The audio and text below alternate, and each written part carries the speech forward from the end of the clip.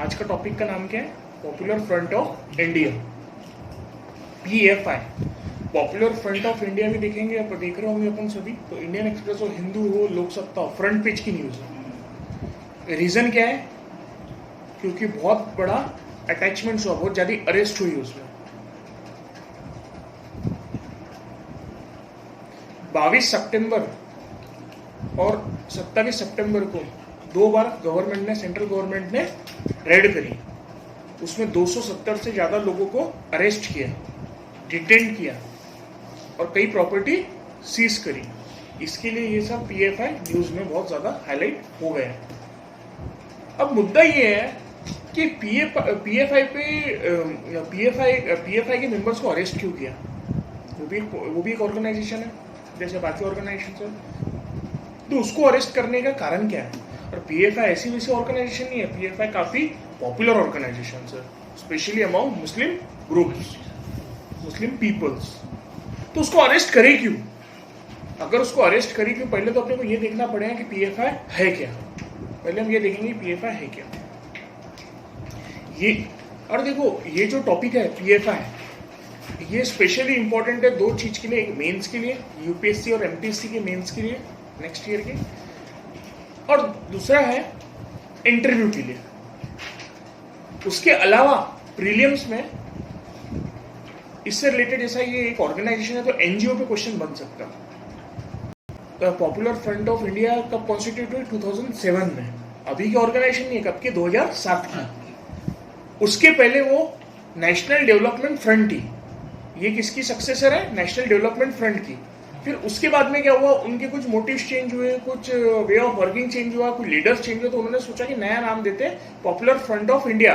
और जो national development front और पॉपुलर फ्रंट ऑफ इंडिया में फर्क है, कुछ ऑर्गेनाइजेशन मर्ज हो गए थे नेशनल डेवलपमेंट फ्रंट में, जैसा कर्नाटका फोरम ऑफ डिग्निटी, मनाची, नीति पसाराई, कहाँ की? तमिलनाडु की। ये 3 ऑर्गेनाइजेशन के मर्जर से popular front of India establish हुई। देखो, पॉपुलर फ्रंट ऑफ इंडिया का क्या था major motive? Mobilisation of Muslims, Muslim को इकट्ठा करना। और उसका एजेंडा था रेडिकलाइजेशन। रेडिकलाइजेशन यानी क्या होता? रेडिकलाइजेशन यानी होता भड़काऊ भाषण देना, उत्साहना एक्टिविटीज के लिए, उसको बोलते हैं रेडिकलाइजेशन। देखो, पॉपुलर फ्रंट ऑफ इंडिया जो है खुद को क्या बोलती है? New social movement. क्या बोलती है? New social movement. New social movement यानी क्या होता?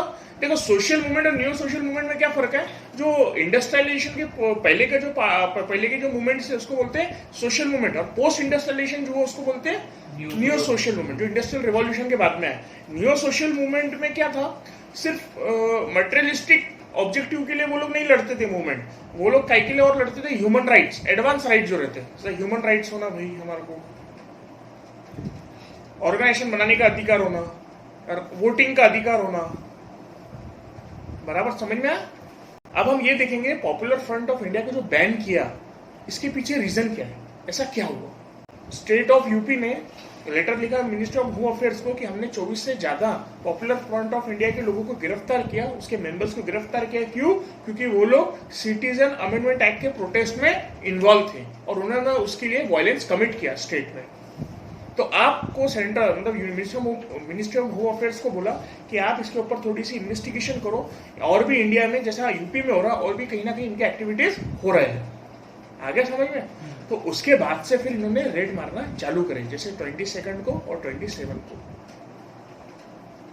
रेड मारने का अंजाम का 270 से ज्यादा मेंबर्स को अरेस्ट कर लिया। और साथ में ये इन्वेस्टिगेशन में क्लियर हुआ है कि फंडिंग मिली है उनको, कि बाहर के जो ऑर्गेनाइजेशन उनको वो उनको फंड कर रहे थे, फंडिंग के लिंक्स निकले। और साथ में ISIS जो है, Islamic state of Iraq and Syria के साथ में उसके लिंक भी निकले। समझ में आया? और साथ में कुछ एक्सप्लोजिव्स भी निकले कई लोगों के पास में। समझ में आया? तो इसके वजह से उसको अरेस्ट किया, अरेस्ट तो किया और साथ में मेंबर्स को उसके अरेस्ट किया, उसके साथ में उसको ऑर्गेनाइजेशन को बैन कर दिया, उसके साथ में उसके 8 एसोसिएशन है उनको भी साथ में बैन कर दिया। एक को छोड़ के social democratic front of India, SDFI, actually उसको SDPI भी बोलते हैं, SDFI भी बोलते हैं, तो दोनों भी, जैसा नेशनल डेवलपमेंट फ्रंट है, नेशनल डेमोक्रेटिक फ्रंट है, दो नाम दिए, वैसा SDPI भी बोलते हैं, SDFI भी बोलते हैं। तो ऐसा भी बोल सकते हैं SDPI को छोड़ के बाकी 8 एसोसिएशंस को बैन किया। SDPI क्या है? SDPI 2009 में कॉन्स्टिट्यूट हुई थी। वो क्या है? पॉलिटिकल विंग है। क्या है SDPI? Political wing. 2009 में कॉन्स्टिट्यूट हुई थी। 2009 में उसको बनाया हुआ था काई के लिए, सिर्फ इलेक्शंस लड़ने। देखो, पॉपुलर फ्रंट ऑफ इंडिया का इलेक्शन लड़ने का काम नहीं है। इलेक्शन कौन कंटेस्ट करता? SDPI। Popular front of India सिर्फ अपना एजेंडा पॉपुलराइज करता। क्योंकि जब उन्होंने इन्वेस्टिगेशन किया तो उन्होंने देखा कि इसकी लिंक किसके साथ में है? ISIS, Islamic state of Iraq and Syria, और जमातुल मुजाहिदीन, जो बांग्लादेश की टेररिस्ट ऑर्गेनाइजेशन है। उसके अलावा फंडिंग लिंक भी निकले उनके साथ में, कि उनसे पैसा भी फाइनेंस हो रहा ताकि अपने एक्टिविटीज कैरी आउट करे। सिटीजन अमेंडमेंट एक्ट को प्रोटेस्ट करने के लिए वो लोग फाइनेंस कर रहे थे, रैलीज निकालने के लिए, मोर्चा निकालने के लिए। तो ये समझ में आया आपको बैन का रीजन क्या है? और ये जो बैन हुआ, फिर कौन कौन से किस ने रिकमेंड किया था? स्टेट ऑफ यूपी ने तो बोला था, और साथ में बाद में कर्नाटक ने और गुजरात के गवर्नमेंट ने भी बोला कि बस सही है, उनको इमीडिएटली बैन करो। हम लोग पहले से बोल रहे हैं कि यहाँ पर ये एक्टिविटीज कर रहे हैं, स्पेशली जहां पर मुस्लिम पीपल है वहां पर ज्यादा एक्टिविटीज हो रही है, और वहां पर वो रेडिकलाइज यूथ को कर रहे हैं। और अभी जो है पॉपुलर फ्रंट ऑफ इंडिया को मिनिस्ट्री ऑफ होम अफेयर्स ने अनलॉफुल एसोसिएशन डिक्लेयर किया UAPA एक्ट में। तो प्रीलियम्स के लिए UAPA एक्ट इंपॉर्टेंट बन गया है, नोट कर लो। मतलब आपको UAPA एक्ट क्या है थोड़ा सा प्रीलियम्स के लिए देखना पड़ेगा। दूसरा टॉपिक है, इसके लिए इंपॉर्टेंट बन गया प्रीलियम्स के लिए NGOs। Popular front of India की एक्टिविटीज क्या थे? अगर हम देखें उसकी सबसे पहले एक्टिविटीज, तो मतलब अगर हम उसकी एक्टिविटीज देखिए, जैसा VHP है, विश्व हिंदू परिषद, RSS है, राष्ट्रीय स्वयंसेवक संघ, और हिंदू जागरण वेदिके जो ऑर्गेनाइजेशन है हिंदू एक्सट्रीमिस्ट की, उस टाइप से ये भी काम करता है। क्या? Popular front of India. मतलब ये क्या करता है? उसको काउंटर करने के लिए इसका बेसिकली काम किया, जैसे ये लोग हिंदू में रेडिकलाइजेशन कर रहे हैं वैसे हम मुस्लिम में रेडिकलाइजेशन करेंगे। दूसरा उसका काम क्या है? देखो, दूसरी एक्टिविटी उसकी अगर हम देखें, 2010 में TJ जोसेफ थे, उसके ऊपर असॉल्ट किया था। किसने? पॉपुलर फ्रंट ऑफ इंडिया के वर्कर्स ने। क्यों किया था? क्योंकि उन्होंने एक क्वेश्चन पेपर निकाला था, वो कंट्रोवर्सी बहुत बन गई थी क्वेश्चन पेपर की। उन्होंने उसमें प्रोफेट मोहम्मद जो थे, प्रोफेट मोहम्मद साहब के बारे में उन्होंने कुछ क्वेश्चन में डाल दिया था, उसके ऊपर टॉपिक डाला था, वो उन्होंने इंसल्ट फील किया था। उनको ऐसा लगा पॉपुलर फ्रंट ऑफ इंडिया ने इन्होंने भाई हम इंसल्ट की किसकी? प्रोफेट मोहम्मद साहब की, इसीलिए उन्होंने उनका असॉल्ट किया था। तो मतलब देखो, उनके एक्टिविटीज चालू हो गए थे। ये 2010 का बताया। अच्छा, तीसरी बात अगर हम देखें तो केरला गवर्नमेंट ने हाईकोर्ट में केस चल रही थी, तो उसके अंदर केरला गवर्नमेंट ने ऐसा इन्फॉर्म किया, उनका जब ओपिनियन आया तो केरला गवर्नमेंट ने बताई पॉपुलर फ्रंट ऑफ इंडिया कुछ नहीं है, वो रिसरेक्शन है सिमी का, student Islamic movement of India. क्योंकि सिमी को सिमी जो ऑर्गेनाइजेशन है उसको 2001 में गवर्नमेंट ने बैन कर दिया था, तो उनके एक्टिविटीज बंद हो गए थे, उनके एक्टिविटीज स्थगित हो गए थे, तो उसको एक्टिविटीज वापस चालू करनी थी। तो उन्होंने दूसरा ऑर्गेनाइजेशन चालू कर दिया, पॉपुलर फ्रंट ऑफ इंडिया। पहले डेमोक्रेटिक फ्रंट था, तो उन्होंने और भी ज्यादा बड़े तादाद पे और उसको बड़े लेवल पे, बड़े प्लेटफॉर्म पे पॉपुलर फ्रंट ऑफ इंडिया को स्टैब्लिश करके अपने एक्टिविटीज कैरी आउट करे। तो उनका ऐसा बोलना है कि जो पॉपुलर फ्रंट ऑफ इंडिया बना, एक्चुअल में वो एक्टिविटीज किसके थे? सिमी के ही थे, और सिमी के ही मेंबर्स, इसी के मेंबर्स कॉमन है।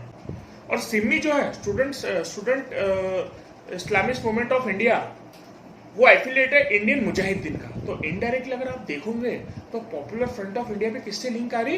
इंडियन मुजाहिदीन से। इंडियन मुजाहिदीन जो है टेररिस्ट ऑर्गेनाइजेशन है, जो बॉम्ब ब्लास्ट, रायट्स, ये सब इंस्टिगेट करती।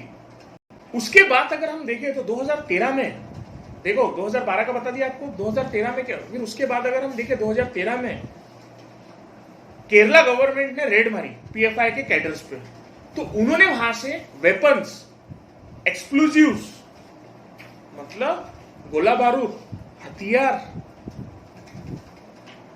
और उसमें बॉम्ब वगैरह बनाने के जो रॉ मटेरियल रहते हैं वो उनको वहां से मिले। तो फिर तो ये बात कंफर्म हो गई कि इनकी लिंक पक्के में कोई ना कोई टेररिस्ट ऑर्गेनाइजेशन के साथ में है। अगर कोई अच्छी NGO है, कोई अच्छी ऑर्गेनाइजेशन है, तो वो ऐसा बॉम्ब, बंदूक ये सब क्यों रखेंगी? तो इसका मतलब ये है कि ये लोग पक्के में कोई ना कोई टेररिस्ट ऑर्गेनाइजेशन के साथ में है। अगर कोई अच्छी NGO है, कोई अच्छी ऑर्गेनाइजेशन है, तो वो ऐसा बॉम्ब, बंदूक ये सब क्यों रखेंगी? बॉम्ब बनाने की क्या जरूरत पड़ेगी उसको? जब 2013 में वापस से वही हाईकोर्ट केस में केरला गवर्नमेंट का जब ओपिनियन पूछे, केरला गवर्नमेंट ने एक स्टेटमेंट दी कि पॉपुलर फ्रंट ऑफ इंडिया का जो एजेंडा है वो क्या है? Islamisation of society. मतलब सोसाइटी में ज्यादा से ज्यादा कन्वर्जन करो, इस्लामिक आइडियोलॉजी को प्रोपोगेट करो। बीजेपी ने ये क्लेम किया पिछले 6 सालों में करीबन 24 बीजेपी और आरएसएस के वर्कर्स की हत्या हुई, उसमें से 7 पुख्ता सबूत है कि पीएफआई के वर्कर ने खुद ने मारा हुआ, 7 बीजेपी और आरएसएस के वर्कर्स को। तो ये भी एक बात सामने आ गई। फिर मतलब आपको एक्टिविटीज की क्रोनोलॉजी समझ में आ रही? मैं आपको ये बताना चाहता कि पीएफआई का जो बैन हुआ वो एकदम से बैन नहीं हुआ है, उसके कहीं ना कहीं उसकी एक्टिविटीज हो रही थी। आखिर में ये फाइनल बात निकली कि अब इसको बैन करना पड़ता, एकदम से उसको बैन करने का डिसीजन नहीं लिया है। ये देख रहे हैं ना आप कब से चालू हुआ है? 2010 से एक्टिविटीज चालू है उसकी। बॉम्ब बनाने के मटेरियल का क्या काम है? ये सवाल तैयार हो गया। बाद में आईएसआईएस के साथ में लिंक निकल गए, जमातुल मुजाहिदीन के साथ में लिंक निकल गई, फंडिंग लिंक निकल गई। तो ये सब बातों को मद्देनजर रखते हुए उन्होंने डिसीजन क्या लिया? इस ऑर्गेनाइजेशन को बैन करना जरूरी है। समझ में आया? देखो अब मैं एक बात बताता आपको, ये जो एक्टिविटीज हो रही, अगर आप देखेंगे क्या मैं बोल सकता कि कॉन्स्टिट्यूशन के प्रोविजंस को मिसयूज हो रहा है? क्या मैं ऐसा बोल सकता कि कॉन्स्टिट्यूशनल प्रोविजंस का मिसयूज कर रहे हैं, अपने फायदे के लिए उसका इस्तेमाल कर रहे हैं? मैं बोल सकता कैसे हो रहा? आर्टिकल 19 क्या देता? Freedom to form association.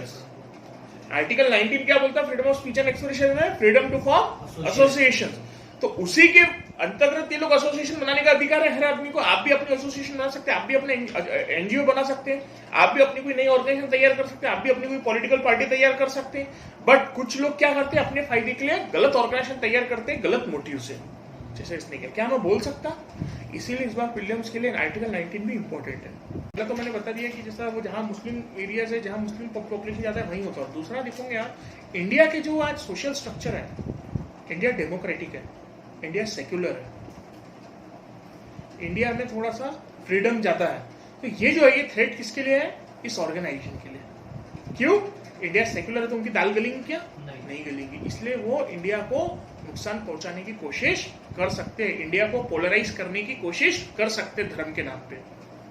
तीसरा इशू क्या हो सकता है? जो मेजोरिटेरियनिज्म का जो फोबिया चालू है, जैसा हिंदुइज्म का ज्यादा चालू है इतने में, ये लोग फायदा उठा सकते हैं माइनॉरिटीज के फियर का, मुस्लिम माइनॉरिटीज के फियर का मुस्लिम के अगेंस्ट में, क्योंकि बीजेपी ज्यादा है रूल में। तो ये रेडिकलाइज ज्यादा कर सकते हैं पब्लिक को, ये बता के कि भाई ये जो मेजोरिटेरियनिज्म है ये अपने पे हावी हो रहे हैं, ये अपने को डोमिनेट कर सकते हैं, इसलिए हमारे को ऑर्गेनाइजेशन को बढ़ावा देना है, हमारे को रेडिकलाइजेशन को बढ़ावा देने की जरूरत है। ये भी एक है इशू, मेजोरिटेरियनिज्म फोबिया। अब इसके लिए करना क्या चाहिए? देखो अब ये जो पॉपुलर फ्रंट ऑफ इंडिया को बैन किया, आपको लगता है ये बैन करने से सब एक्टिविटीज बंद हुई कि नहीं? अंडरग्राउंड मूवमेंट बढ़ गए हैं, इससे अंडरग्राउंड मूवमेंट बढ़ सकते हैं, क्योंकि ये सिर्फ ऑर्गेनाइजेशन बैन हुई है, ये सिर्फ ऑर्गेनाइजेशन बैन हुई है, पूरे मेंबर्स को अरेस्ट नहीं किया हुआ है। मतलब ये सिर्फ सिलेक्टेड मेंबर्स को किया जिसपे सस्पिशियस है उनको, जिसपे उनको डाउट है कि ये इन्वॉल्व हो सकता। बट आज भी कई मेंबर्स हैं जो एक्टिविटीज में इन्वॉल्व है और जो अरेस्ट नहीं हुए हैं, तो वो लोग क्या करेंगे? अंडरग्राउंड एक्टिविटीज बढ़ा देंगे। दूसरी चीज हम क्या कर सकते हैं? इंटेलिजेंस को ज्यादा से ज्यादा एक्टिवेट करके हमारे को इनके एक्सटर्नल सोर्सेस का पता लगाना जरूरी है। कौन इनको फंडिंग कर रहा, कौन इनको एक्सटर्नल सपोर्ट दे रहा, ताकि उसको cut off time bound manner में कर सके। ये सब चीजें हमें पॉपुलर फ्रंट ऑफ इंडिया के मूवमेंट को बढ़ने से रोकने के लिए जरूरी है। मतलब पॉपुलर फ्रंट ऑफ इंडिया को के जो एजेंडा है इस्लामाइजेशन हो गया, रेडिकलाइजेशन, इसको अगर रोकना है तो ये सब चीजें जरूरी करना बहुत ज्यादा जरूरी है। स्पेशल इन्वेस्टिगेटिव टीम इसके लिए कॉन्स्टिट्यूट होना चाहिए कि अभी एक्टिविटीज कैसे कर रही, अंडरग्राउंड मूवमेंट पे क्या हो रहा या नहीं हो रहा, और इसके एक्सटर्नल सोर्सेस क्या, एक्सटर्नल सपोर्ट क्या है, ताकि उन सबके ऊपर ब्रेकडाउन कर सके।